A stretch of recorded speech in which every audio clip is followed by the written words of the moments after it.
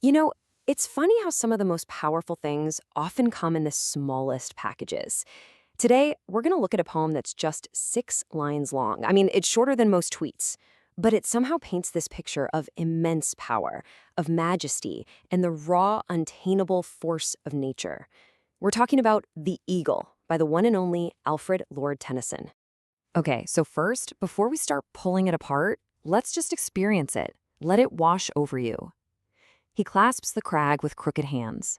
Close to the sun in lonely lands, ringed with the azure world he stands. The wrinkled sea beneath him crawls. He watches from his mountain walls, and like a thunderbolt he falls. Wow, the sheer scale, right? That vivid imagery and then that sudden explosive ending, it's absolutely breathtaking. So that's really the big question for us today. How on earth did Tennyson build an entire world in just 32 words? To figure that out, we're going to start with the man himself. Then we'll deconstruct the poem line by line, and finally we'll zoom all the way out to really get the powerful themes at play here. To really get the poem, you kind of have to get the poet first. I mean, this isn't just some random description of a bird. It's a snapshot from the mind of one of the 19th century's absolute greatest literary figures. So, Alfred Lord Tennyson was a total giant of the Victorian era and a huge figure in the Romantic movement. And for the Romantics, nature wasn't just, a pretty backdrop for a painting. No, it was a powerful, almost spiritual force. It was essential for understanding life itself. And you can feel that deep, deep appreciation in every single word of this poem. And you know what's cool? We can actually pinpoint where this inspiration came from. Tennyson loved to travel to the Pyrenees Mountains, that massive, rugged range between France and Spain. And it was right there, seeing eagles and other raptors just circling way up high, that this image of solitary majesty was born. He took that real-world experience and just distilled it into pure poetic power. All right, let's get out the magnifying glass. It's time to see how each and every word here works to create this incredible effect. We're going in line by line. So, the opening line. It's simple, it's direct, and it is just packed with meaning. He clasps the crag with crooked hands. Okay, let's break down the mechanics here, because there's so much going on. First, you've got personification. Giving the eagle hands instantly connects us to it, but then he calls them crooked, which keeps it feeling wild and a little bit alien.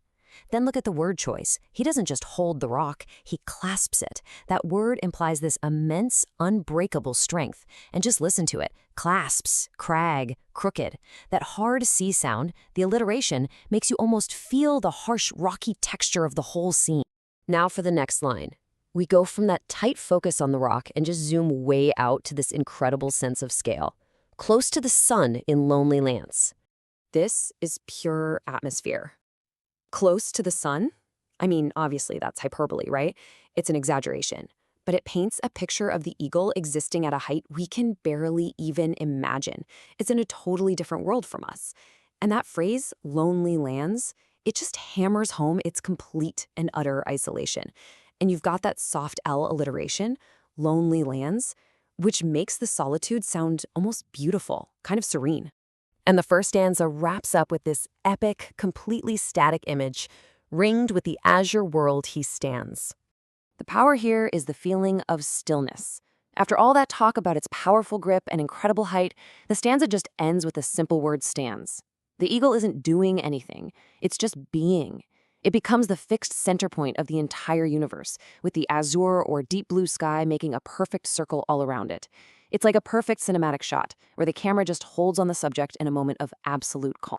Now, the second stanza kicks off, and our perspective shifts dramatically. We're looking down from the eagle's perch. The wrinkled sea beneath him crawls. I mean, this line is a total masterclass in perspective. From that crazy height, the huge, powerful waves of the ocean are just wrinkles. The entire sea, which is this unstoppable force to us down on the ground, crawls. It seems slow, almost insignificant, from the eagle's point of view. And notice the subtle symbolism here.